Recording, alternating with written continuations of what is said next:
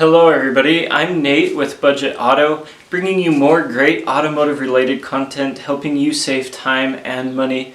Today I'm working on my project 1999 Audi A8 Quattro with the 4.2 liter V8 Audi engine, or Volkswagen engine if you will. Today I just want to talk a little bit about the oil cooler on these cars. There's a super common problem with these 4.2 liter V8s. It's something that I had to fix on my project vehicle. And if you have one of these Audis that are older as well, it's probably something that you'll have to fix. This is the D2 body and engine style, and it has to deal with the oil cooler, which is right here behind this engine mount. So let me grab the camera and show you guys what I'm talking about. So I briefly want to talk to you guys about the oil cooler on the 4.2 V8. We've obviously broke it down to have the heads off and everything, so while you can see stuff really well, I thought I wanted to get a video for you guys. So I've had a really bad oil leak and coolant leak coming out of my cooler for the past little while running this car. Unfortunately I didn't get a video, but it would drip right along the can and run right out onto the ground from there. So I figured out that the oil leak was probably coming from the oil pressure sender, but that's not the common problem I want to talk to you guys about. And so these oil coolers, and I'm going to throw a diagram up in this video as well, but they have a super common problem to where the pipe connecting the cooler and the block together will actually shatter and break and just run coolant out of it.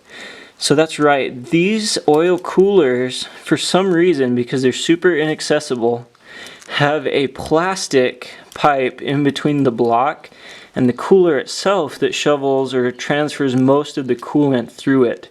And those pipes are super notorious for breaking, and sure enough, when I took my cooler off, that pipe was broken. So part of it was stuck in the block, part of it was stuck in the cooler, and then of course I had a big plastic chunk in between. I've since updated that and put in a brand new aluminum pipe with 2 O-rings on each side in between here, and it shouldn't leak anymore. Hopefully it's not going to leak anymore for us. I've also done a few more seals in the oil cooler, especially where it meshes up with the block here for the oil. I've put in a new sender and of course a new filter, and as we get the car back together we're going to run it. But that is the super common problem with these oil coolers, that the pipe right in here will actually shatter on them, and then you're left with a huge repair. I mean, honestly, if it was accessible or if the engine was out, it would be maybe a 10-minute repair. But it's going to take you guys probably around 8 hours to get into this cooler simply because their bolts are so inaccessible. And let me show you guys what I mean by that. There are 5 bolts on the oil cooler. The hardest one to get, the hardest bolt to get on the oil cooler is actually up here by the starter. We could not get that without the heads off. Or in other words, when we took the heads off, the exhaust manifold also come off, making this super accessible.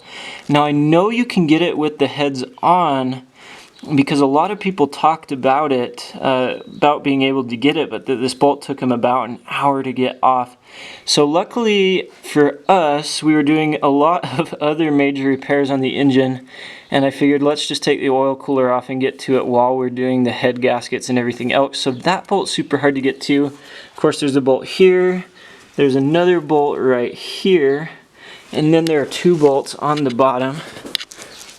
Hopefully you guys can see them. There's a bolt right there, and then there's 1 bolt hiding right back there in that round lip, and you'll have to actually take the oil cartridge out and the bottom of the canister there to access that with an extension on your socket.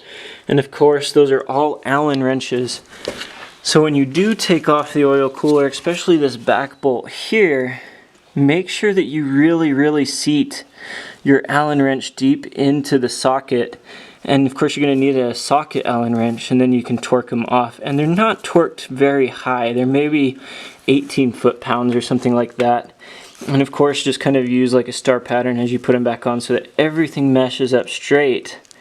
But that's the oil cooler on a 99 Audi A8, and then actually a 97 to 99 Audi A8. So if you do have to do this job, good luck. It's very difficult. It's definitely going to take a lot of patience, but it is very doable. There's just not a whole lot of room in here. Well, like I said guys, good luck on getting your oil cooler fixed. If you are having to do one of these repairs, it can be very painstaking and you're going to have to be very, very patient.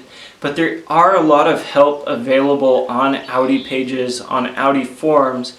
And if you do need help, leave a comment in my videos here. Reach out to me and I'll be sure to help you guys. It is somewhat of a difficult job, but it is very doable. And unfortunately, they decided to use plastic right there instead of aluminum or metal. Luckily for us, the aftermarket parts available are so much better. And I don't think that that will ever leak again, or at least we have our fingers crossed, right?